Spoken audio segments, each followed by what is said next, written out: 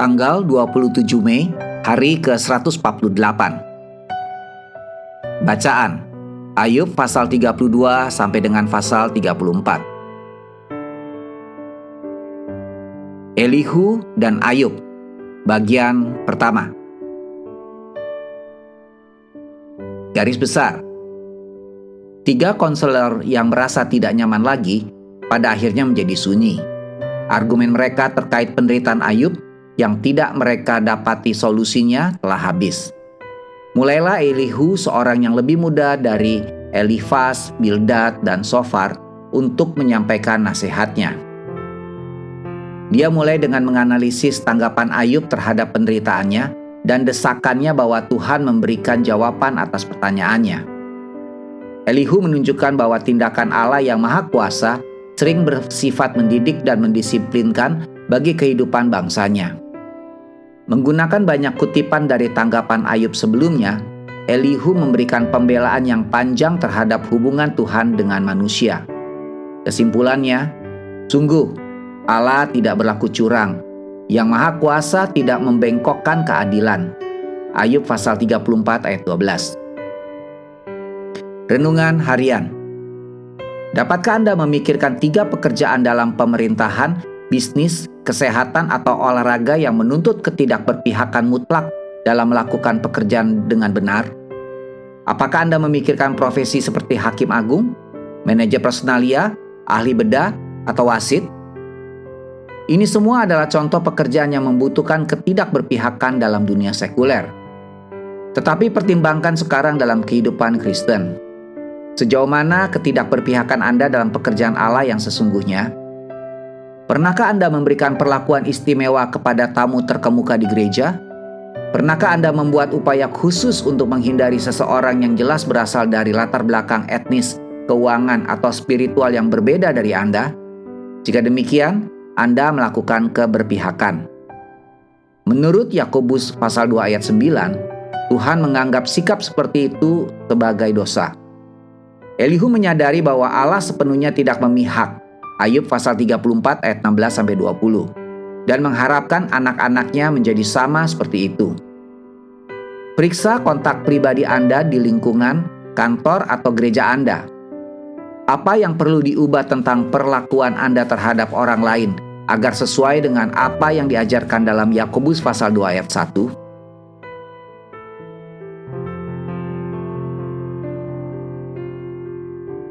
Saat sulit untuk percaya bahwa Allah peduli, itulah saat yang tepat untuk Anda harus percaya bahwa Dia peduli.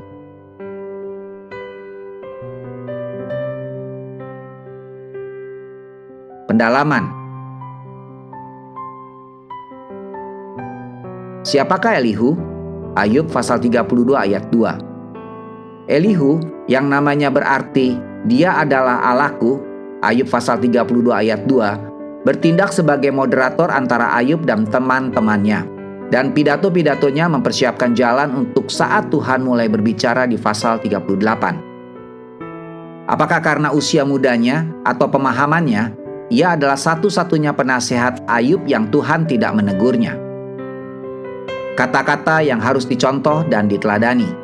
Ayub pasal 34 ayat 3. Elihu mengingatkan pendengarnya bahwa Ayub mengutip pepatah, "Karena telinga itu menguji kata-kata, seperti langit-langit mencecap makanan." Ayub pasal 34 ayat 3. Untuk mendesak mereka agar menguji kata-kata mereka dengan hati-hati seperti seorang juru masak yang akan mencicipi kelezatan makanan yang dibuatnya. Amin. Tuhan Yesus memberkati.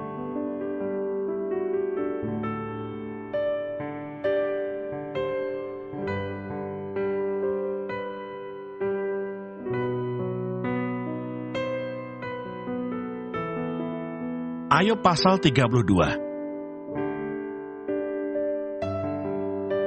Kata-kata Elihu. Elihu merasa juga berhak untuk mengemukakan pendapat. Maka ketika orang itu menghentikan sanggahan mereka terhadap Ayub, karena ia menganggap dirinya benar, lalu marahlah Elihu bin Barakhel, orang Bus dari kaum Ram. Ia marah terhadap Ayub, karena ia menganggap dirinya lebih benar daripada Allah. Dan ia juga marah terhadap ketiga orang sahabat itu, karena mereka mempersalahkan Ayub, meskipun tidak dapat memberikan sanggahan. Elihu menangguhkan bicaranya dengan Ayub, karena mereka lebih tua daripada dia.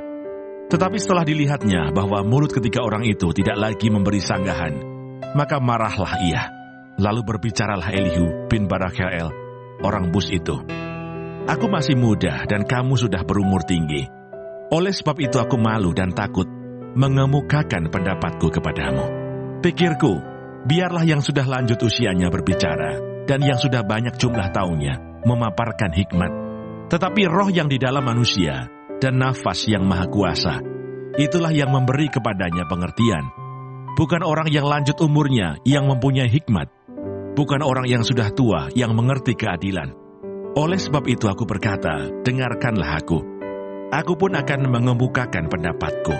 Ketahuilah aku telah menantikan kata-katamu. Aku telah memperhatikan pemikiranmu, hingga kamu menemukan kata-kata yang tepat. Kepadamulah kupusatkan perhatianku. Tetapi sesungguhnya, tiada seorang pun yang mengecam Ayub. Tiada seorang pun di antara kamu menyanggah perkataannya. Jangan berkata sekarang, kami sudah mendapatkan hikmat. Hanya Allah yang dapat mengalahkan dia, bukan manusia. Perkataannya tidak tertuju kepadaku, dan aku tidak akan menjawabnya dengan perkataanmu. Mereka bingung, mereka tidak dapat memberi sanggahan lagi. Mereka tidak dapat berbicara lagi. Haruskah aku menunggu karena mereka putus bicara? Karena mereka berdiri di sana dan tidak memberi sanggahan lagi. Aku pun hendak memberi sanggahan pada giliranku. Aku pun akan mengemukakan pendapatku, karena aku tumpat dengan kata-kata. Semangat yang ada dalam diriku mendesak aku. Sesungguhnya batinku seperti anggur yang tidak mendapat jalan hawa. Seperti kirbat baru yang akan meletup. Aku harus berbicara supaya mereka lega. Aku harus membuka mulutku dan memberi sanggahan. Aku tidak akan memihak kepada siapapun dan tidak akan menyanjung-nyanjung siapapun. Karena aku tidak tahu menyanjung-nyanjung. Jika demikian, maka segera pembuatku akan mencabut nyawaku. Ayub pasal 33. Allah berfirman kepada manusia dengan berbagai-bagai cara. Akan tetapi sekarang, hai Ayub, dengarkanlah bicaraku, dan bukalah telingamu kepada segala perkataanku. Ketahuilah, mulutku telah kubuka, lidahku di bawah langit-langitku berbicara. Perkataanku keluar dari hati yang jujur, dan bibirku menyatakan dengan terang apa yang diketahui. Roh Allah telah membuat aku, dan nafas yang maha kuasa membuat aku hidup. Jikalau engkau dapat, jawablah aku. Bersiaplah engkau menghadapi aku. Pertahankanlah dirimu. Sesungguhnya bagi Allah aku sama dengan engkau. Aku pun dibentuk dari tanah liat. Jadi engkau tak usah ditimpa kegentaran terhadap aku. Tekananku terhadap engkau tidak akan berat. Tetapi engkau telah berbicara dekat telingaku, dan ucapan-ucapanmu telah kudengar. Aku bersih, aku tidak melakukan pelanggaran. Aku suci, aku tidak ada kesalahan. Tetapi ia mendapat alasan terhadap aku. Ia menganggap aku sebagai musuhnya. Ia memasukkan kakiku ke dalam pasung. Ia mengawasi segala jalanku. Sesungguhnya dalam hal itu, engkau tidak benar. Demikian sanggahanku kepadamu. Karena Allah itu lebih daripada manusia. Mengapa engkau berbantah dengan dia, bahwa dia tidak menjawab segala perkataanmu? Karena Allah berfirman dengan 1-2 cara, tetapi orang tidak memperhatikannya.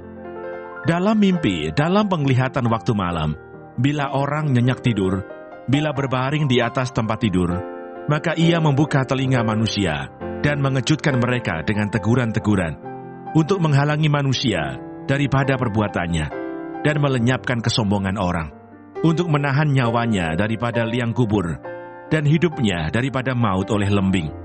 Dengan penderitaan ia ditegur di tempat tidurnya dan berkobar terus-menerus, bentrokan dalam tulang-tulangnya. Perutnya bosan makanan, hilang nafsunya untuk makanan yang lezat-lezat.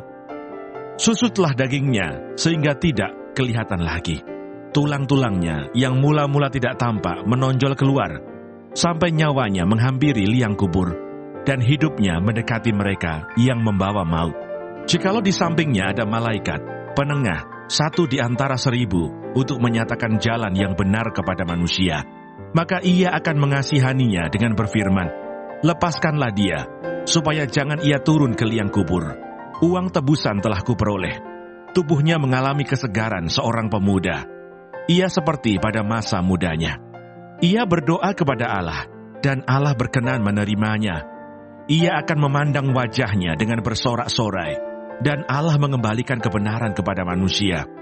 Ia akan bernyanyi di depan orang, aku telah berbuat dosa, dan yang lurus telah kubengkokkan, tetapi hal itu tidak dibalaskan kepadaku. Ia telah membebaskan nyawaku dari jalan ke liang kubur, dan hidupku akan melihat terang. Sesungguhnya, semuanya ini dilakukan Allah 2-3 kali terhadap manusia, mengembalikan nyawanya dari liang kubur, sehingga ia diterangi oleh cahaya hidup. Perhatikanlah hai Ayub, dengarkanlah aku, diamlah, akulah yang berbicara. Jikalau ada yang hendak kau katakan, jawablah aku. Berkatalah, karena aku rela membenarkan engkau. Jikalau tidak, hendaklah engkau mendengarkan aku. Diamlah, aku hendak mengajarkan hikmat kepadamu. Ayub pasal 34. Allah tidak berlaku curang. Maka berbicaralah Elihu. Dengarkanlah perkataanku, kamu orang-orang yang mempunyai hikmat. Berilah telinga kepadaku, kamu orang-orang yang berakal budi. Karena telinga itu menguji kata-kata, seperti langit-langit mencecap makanan. Biarlah kita memutuskan bagi kita sendiri apa yang adil, menentukan bersama-sama apa yang baik. Karena Ayub berkata, aku benar, tetapi Allah mengambil hakku. Kendati aku mempunyai hak, aku dianggap berdusta. Sekalipun aku tidak melakukan pelanggaran, lukaku tidak dapat sembuh lagi. Siapakah seperti Ayub, yang minum hujatan terhadap Allah seperti air, yang mencari persekutuan dengan orang-orang yang melakukan kejahatan, dan bergaul dengan orang-orang fasik, karena ia telah berkata, tidak berguna bagi manusia kalau ia dikenan Allah. Oleh sebab itu, kamu orang-orang yang berakal budi, dengarkanlah aku. Jauhkanlah daripada Allah untuk melakukan kefasikan, dan daripada yang Maha Kuasa untuk berbuat curang. Malah ia mengganjar manusia sesuai perbuatannya, dan membuat setiap orang mengalami sesuai kelakuannya. Sungguh, Allah tidak berlaku curang. Yang Maha Kuasa tidak membengkokkan keadilan. Siapa mempercayakan bumi kepadanya? Siapa membebankan alam semesta kepadanya? Jikalau ia menarik kembali rohnya dan mengembalikan nafasnya padanya, maka binasalah bersama-sama segala yang hidup dan kembalilah manusia kepada debu. Jikalau engkau berakal budi, dengarkanlah ini. Pasanglah telinga kepada apa yang kuucapkan. Dapatkah pembenci keadilan memegang kekuasaan? Dan apakah engkau mau mempermasalahkan dia yang adil dan perkasa? Dia yang berfirman kepada raja, hai orang Dursila, kepada para bangsawan, hai orang fasik. Dia yang tidak memihak kepada para pembesar, dan tidak mengutamakan orang yang terkemuka daripada orang kecil, karena mereka sekalian adalah buatan tangannya. Dalam sekejap mata mereka mati. Ya, pada tengah malam, orang dikejutkan dan binasa. Mereka yang perkasa dilenyapkan bukan oleh tangan orang. Karena matanya mengawasi jalan manusia, dan ia melihat segala langkahnya. Tidak ada kegelapan ataupun kelam kabut, di mana orang-orang yang melakukan kejahatan dapat bersembunyi. Karena bagi manusia, ia tidak menentukan waktu untuk datang menghadap Allah supaya diadili. Orang-orang yang perkasa diremukkannya dengan tidak diperiksa, dan orang-orang lain diangkatnya ganti mereka. Jadi, ia mengetahui perbuatan mereka dan menggulingkan mereka di waktu malam, sehingga mereka hancur lebur. Mereka ditamparnya karena kefasikan mereka, dengan dilihat orang banyak, karena mereka meninggalkannya dan tidak mengindahkan satupun daripada jalannya. Sehingga mereka menyebabkan jeritan orang miskin naik ke hadapannya, dan ia mendengar jeritan orang sengsara. Kalau dia berdiam diri, siapa akan menjatuhkan hukuman? Kalau dia menyembunyikan wajahnya, siapa akan melihat dia? Baik itu sesuatu bangsa atau orang seorang. Supaya jangan menjadi raja orang fasik yang adalah jerat bagi orang banyak. Tetapi kalau seseorang berkata kepada Allah, "Aku telah menyombongkan diri, tetapi aku tidak akan lagi berbuat jahat. Apa yang tidak ku mengerti, ajarkanlah kepadaku. Jikalau aku telah berbuat curang, maka aku tidak akan berbuat lagi." Menurut hematmu, apakah Allah harus melakukan pembalasan karena engkau yang menolak? Jadi engkau jugalah yang harus memutuskan, bukan aku. Katakanlah apa yang engkau tahu. Maka orang-orang yang berakal budi dan orang yang mempunyai hikmat yang mendengarkan aku akan berkata kepadaku, "Ayub berbicara tanpa pengetahuan, dan perkataannya tidak mengandung pengertian." Kiranya Ayub diuji terus-menerus, karena ia menjawab seperti orang-orang jahat. Karena ia menambahkan dosanya dengan pelanggaran, ia mengepalkan tangan di antara kami, dan banyak bicara terhadap Allah.